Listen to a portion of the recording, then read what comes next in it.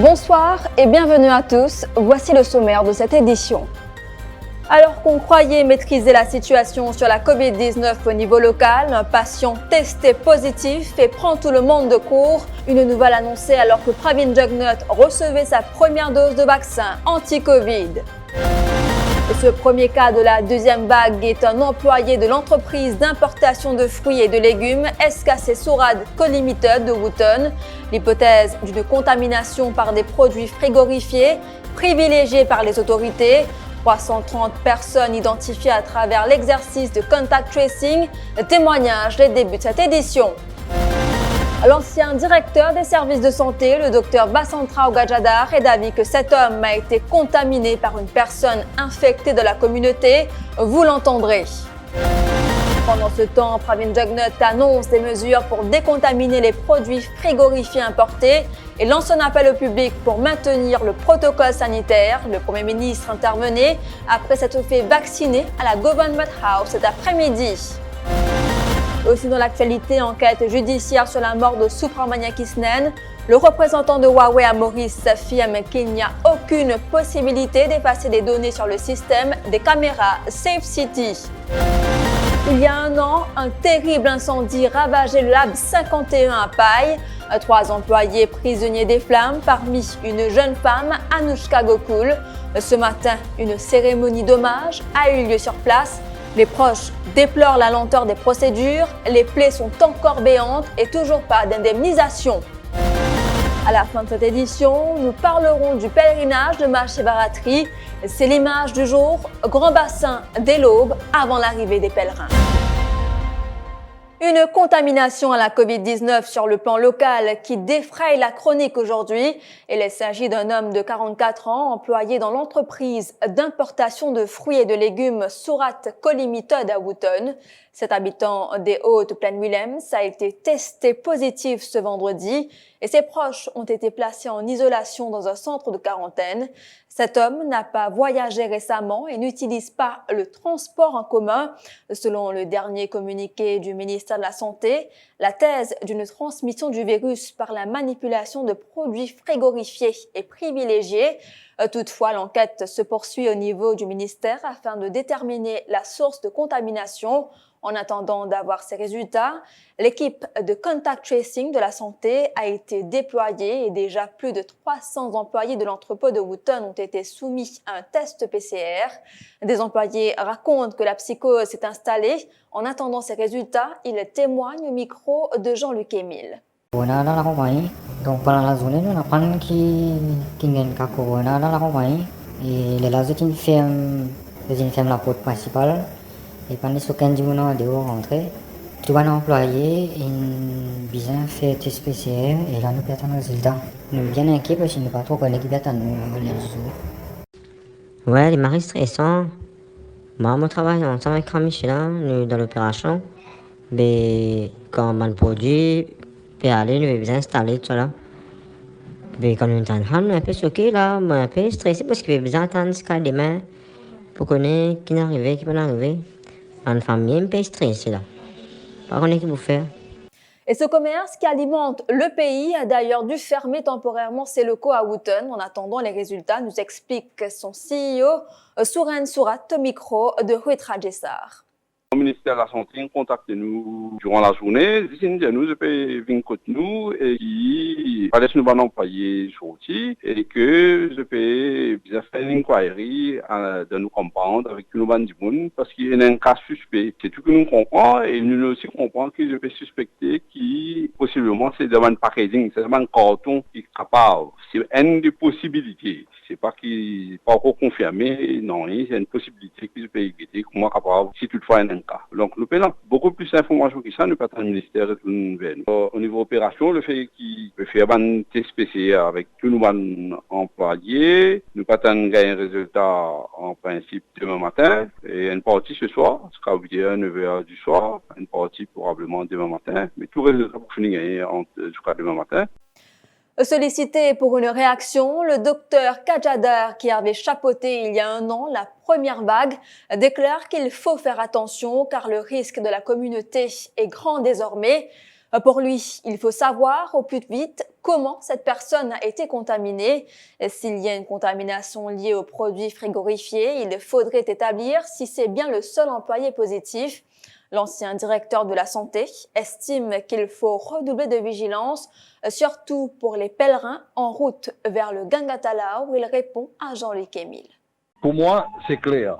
C'est un cas local dans la communauté. Quand cette personne-là finit contaminée, pour moi, les films contaminés, est-ce qu'il y a les autres djimoun qui travaillent ensemble finissent contaminés? Nous pas connaissons. Si c'est la santé, vous pensez, il déjà prend l'action nécessaire à travers ce contact tracing pour voir s'il y en a encore du monde qui est contaminé. Il faut des cas mauriciens, pas prendre sa maladie pour une badinage. Je bien contient toutes les précautions que je dois prendre parce que le risque est déjà là. Le risque est énorme par rapport à un produit, parce que les produits peut-être viennent de l'Afrique du Sud, un nouveau variant. Quelle précaution peut-être bien prendre? Vous pensez, ministère, étant donné que la personne travaille dans une place côté d'un fruit, il y a un peu très rare qu'il ne peut gagner ça avec un produit frigorifié.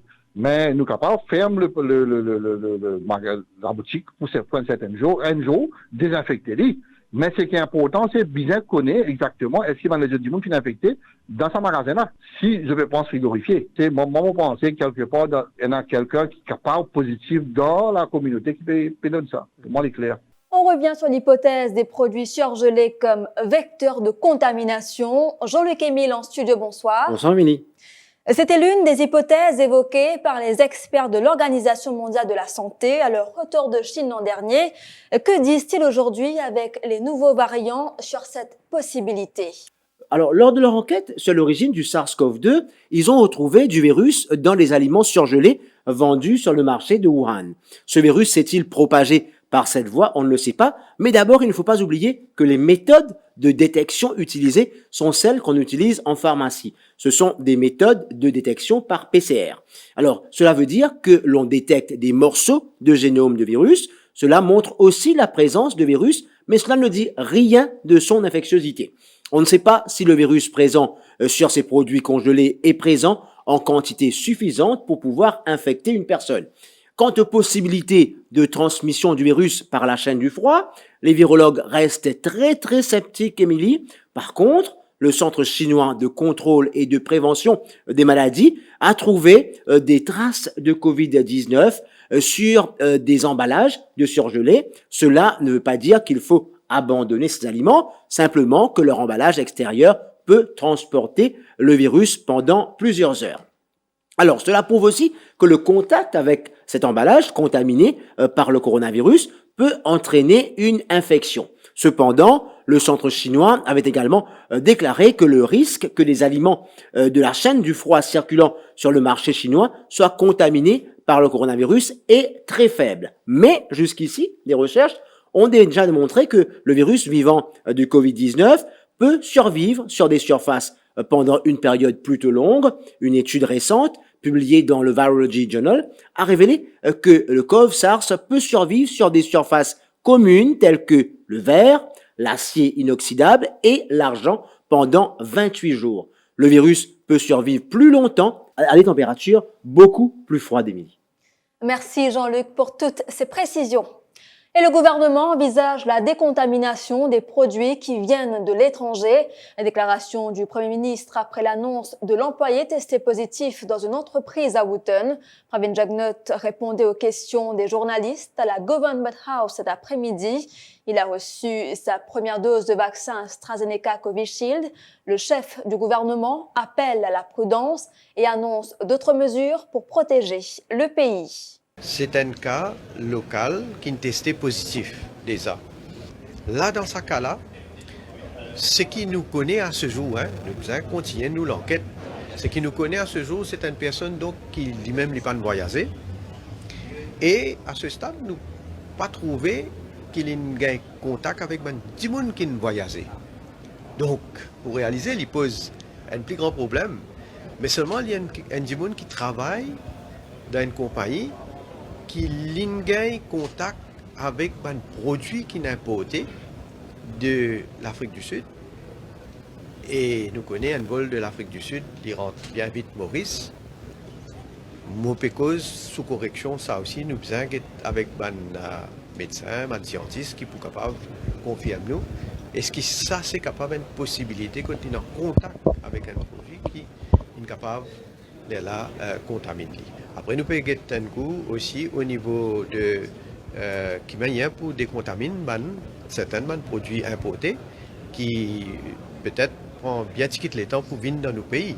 Ce qui prend beaucoup de temps qui vient, évidemment, le plus cher, le plus rassuré. Mais par rapport à ce produit-là, nous dépendons bien sûr des services de santé, etc., qui peuvent de nous autres la vie. Et au cas de nous PDSA, commence à appliquer un certain nombre de mesures. Là. À l'heure actuelle, ce cas positif n'affectera pas le pèlerinage vers le lac sacré de Grand Bassin, dit le ministre de la Santé Kailesh Jagatpal. Il a lui aussi reçu sa première dose de vaccin anti-Covid ce vendredi. Le ministre dit suivre la situation de très près. Quand nous finissons le cas positif, bien sûr, nous finissons mettre dans l'hôpital INT, mais en même temps, nous avons regardé, est-ce que ça monsieur-là, c'est voyager? Non. Est-ce qu'il est fini en contact avec des gens qui sont sortis de quarantaine, qui ont voyagé, ou bien des gens qui finissent testé positif, jusqu'à l'air, tout un renseignement qui nous fait gagner, c'est non. Alors, bien sûr, là, nous vous arrêtons un coup, mais qui manière les finit ça? Information qui nous a jusqu'à l'air, monsieur là, il travaille dans une compagnie qui fait la livraison de fruits, et peut-être, est-ce que le virus finit dans un container de fruits, et puis ça fait 30 mètres comme ça, c'est juste une hypothèse, c'est juste là, nous peut penser peut-être ça, une possibilité, mais le ministère de la Santé finit par prendre toute une disposition pour qu'il puisse en termes de contact tracing. Je vous retrouve après cette page de publicité.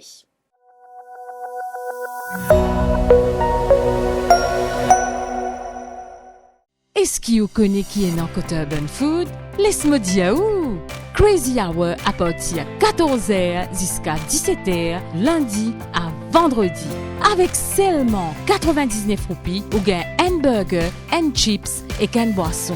Venez goûter nous la sauce spéciale Nawals qui est gratuit et à volonté dans tous nos bons restaurants qui trouvent à Port-Louis Waterfront, Lake Point Kirby, Plaisance Shopping Village et la City Trianon.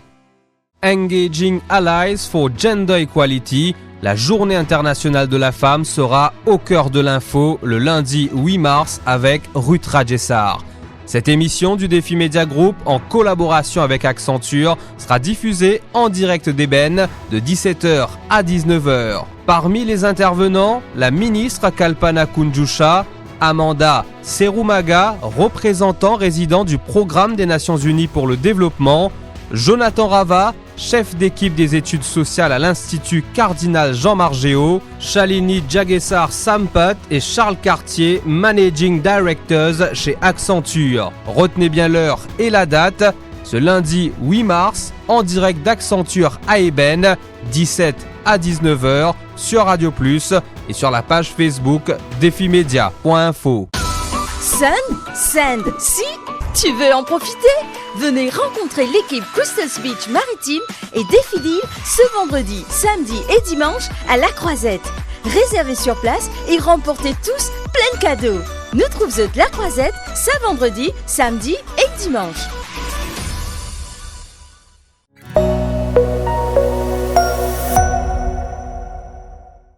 Dans le reste de l'actualité, en cours de Mocha aujourd'hui, le représentant de Huawei à Maurice, Mohamed Shafik Edaitoula, a affirmé qu'il est impossible d'effacer les images du système Safe City. C'était lors des travaux dans le cadre de l'enquête judiciaire sur la mort de Subramanian Kisnen. Mohamed Shafik Edaitoula a informé la Cour qu'il a déjà fait la requête auprès de la maison mère en Chine pour savoir s'il y a une possibilité de retracer les images qui ont été remplacées après le délai de 30 jours. Il a aussi réclamé du temps pour pouvoir éclairer la Cour à ce sujet. Détail avec Leduna Ramasormi et Shehzad Jadou. Mohamed Shafik Edatoullah sera de nouveau auditionné le 15 mars prochain. Le représentant de Huawei à Maurice devra apporter des éléments de réponse. Répondant aux questions de maître Azam Niroy qui voulait savoir si le système de SafeCity détient un login history, le témoin a affirmé qu'effectivement il en existe. Cependant, il devra vérifier si cela est possible d'obtenir le login history pour le 16 octobre 2020, jour de la disparition de Supramania Kisnen.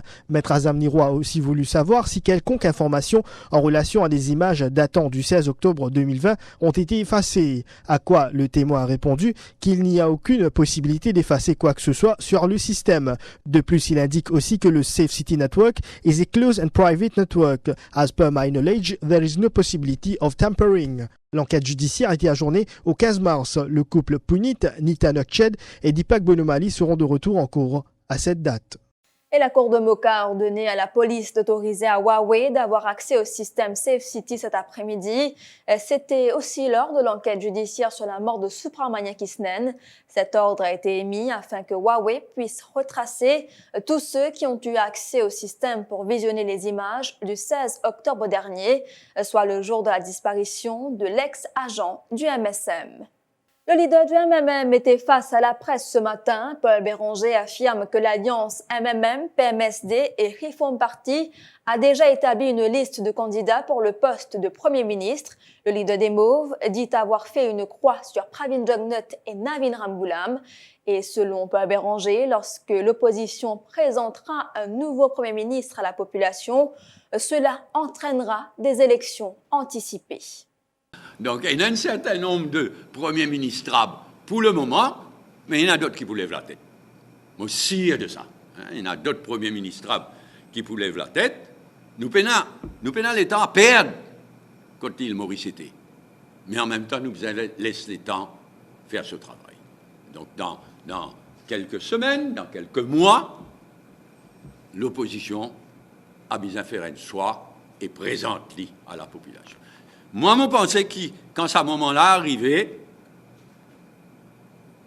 il déclenche quelque chose qui peut amener nous jusqu'à l'élection générale assez rapidement. Jusqu'à présent, tout est bloqué là. Ça slogan qui m'a dit les autres, ni Pravin, ni Navin, ni dans le pays, ça.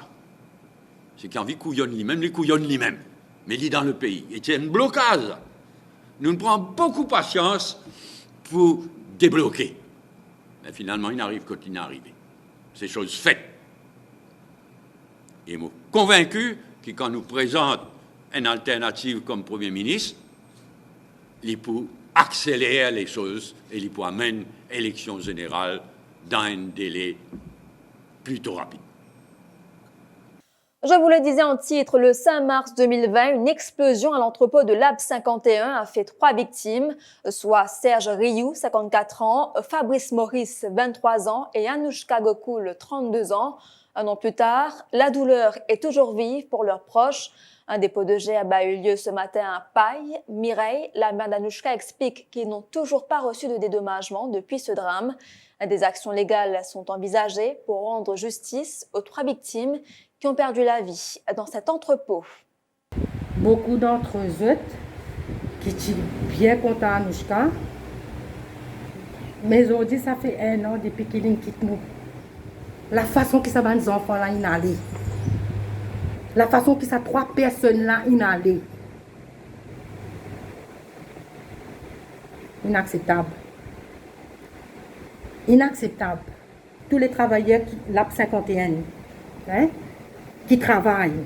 Et en plus, ça travail qu'ils ont pu faire là, pour moi, le patron doit mettre ses travailleurs en sécurité. Ce matin, mon rendement sur ce lieu-là, mon guette ce lieu-là, mon guette qui vraiment pas la possibilité pour mes enfants sortir là-dedans, parce qu'ils paient la possibilité, et c'est la porte qui m'ont rentré, m'ont sorti là-dedans même. Le patron, il téléphone-moi.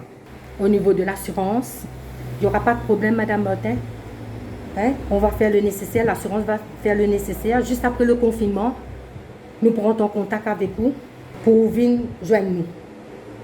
Mais en 2021, rien jusqu'à maintenant. Pas de signe de vie du patron, rien du tout. Comment on explique ça à la population mauricienne, nous qui vivons dans un petit île, qui nous dit comme ça, qui nous île, c'est un joli île, c'est un joli pays.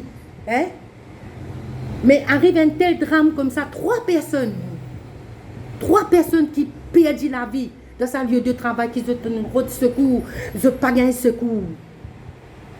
Faute de porte, faute d'extinction, je sais pas quoi, beaucoup de trucs. Un grand bassin majestueux en attendant les premiers pèlerins. Des milliers de pèlerins vont converger dès ce soir, vendredi 5 mars, vers le Gangatalaur. Le Gangatalaur, c'est ce lac sacré, témoin d'un dialogue privilégié entre l'homme et son Dieu. Ce lac est un lieu exceptionnel de piété et de sérénité, réunissant tous les éléments de la nature. Il offre quotidiennement un magnifique spectacle à tous ceux qui y arrivent tôt.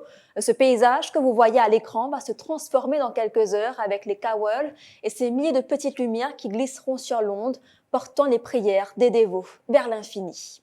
Avant de terminer, nous parlons hippisme. L'élection des 2 nouveaux administrateurs du Mauritius Turf Club a eu lieu cet après-midi lors de l'Assemblée générale annuelle. L'équipe du président Kamal Taposia a été représentée par le binôme Rajesh Servansingh et Henri Leblanc. Et ils étaient opposés à Jean-Michel Giraud, ex-président du club, qui a posé aux côtés de Denis Dogé de Spéville. Voyons avec vous, Naouchad Ali, le résultat de ces élections. Je retrouve au Champ de Mars que l'élection de 2 administrateurs FinFIC terminée et que nous connaissons les résultats. Voilà, nous donnons compte rendu de ban résultats là. C'est Jean-Michel Giraud qui est en tête de liste avec 338 voix, suivi de Denis Despéville avec 326 voix. En 3e position, nous retrouvons Henri Leblanc avec 238 voix et en 4e position, nous retrouvons Rajesh Servansingh avec 234 voix. Tout laisse indiquer que ce sera Jean-Michel Giraud qui sera le président pour cette saison 2021. Voilà, l'élection annuelle finit débuter tardivement après l'Assemblée générale qui débutait à 16h30. Puis nous avons une motion qui finit être débattue dans l'Assemblée parmi les membres du club et qui prend un peu de temps. Sinon, beaucoup de personnes font le déplacement pour voter. Nous avons une première indication qui c'est Jean-Michel Giraud qui tient en tête de ban dépouillement et que ça continue jusqu'à la fin, que il tenir jusqu'au bout avec une avance confortable, suivi avec ce colissier Denis de Spéville. Voilà un peu compte rendu de sa élection au Champ de Mars. Voilà, Naouchad Ali du Défi Plus. Voilà, nous sommes arrivés à la fin de cette édition d'Info Soirée. Merci d'avoir été des nôtres.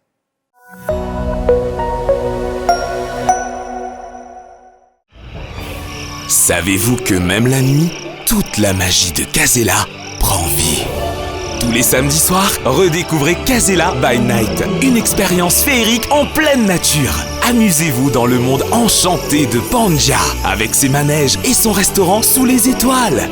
Et pour les plus intrépides, le Tulawaka Night Rider vous attend pour un tour de folie. Casella by Night, c'est les samedis soirs à partir de 17h. Entrée gratuite et fun assuré jusqu'à 21h. Si vous avez passé la journée au parc, raison de plus pour prolonger l'aventure.